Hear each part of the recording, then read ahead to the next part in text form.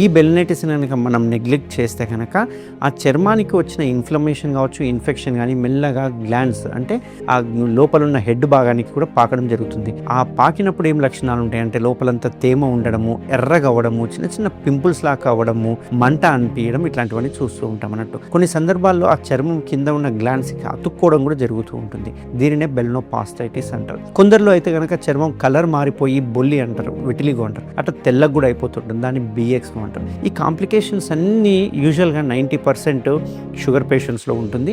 ఒక 10% చూసుకుంటే లైకెన్ ప్లేనస్ కావచ్చు, లేకుంటే సోరియాసిస్ కానీ కొన్ని అదర్ స్కిన్ డిజీజ్లో వస్తూ ఉంటుంది. దీనినే బెలినైటిస్, బెల్నోపాస్టైటిస్ బిఎక్స్ అంటుంటాం. దీనికి మనం ఏం చేయాలి? చాలా మంది మందులతో తగ్గదా, మందులు వాడినా వాడకపోయినా తగ్గిపోతుంది, మళ్ళీ మళ్ళీ వస్తుంది అని అంటారు. దాని యొక్క లక్షణం అది. ఇది ఒక సెల్ఫ్ లిమిటింగ్ డిజీజ్. అంటే మీరు మందులు వాడినా వాడకపోయినా బాడీలో ఇన్ఫ్లమేషన్ తగ్గిన తర్వాత నార్మల్ అయిపోతుంది, మళ్ళీ వస్తుంది. సో ఇట్లాంటి వాటికి మనం ఏం చేయాలంటే సర్కంసిషన్ సర్జరీ చేయాలి. ఈ సర్కంసిషన్ సర్జరీ ఏదైతే ఉందో మన ట్రీట్మెంట్ రేంజ్ హాస్పిటల్లో మాత్రమే అవైలబుల్ ఉండే స్టేప్లర్ ఏదైతే ఉందో నా చేతిలో ఉండే గోల్డ్ స్టేప్లర్ అన్నట్టు.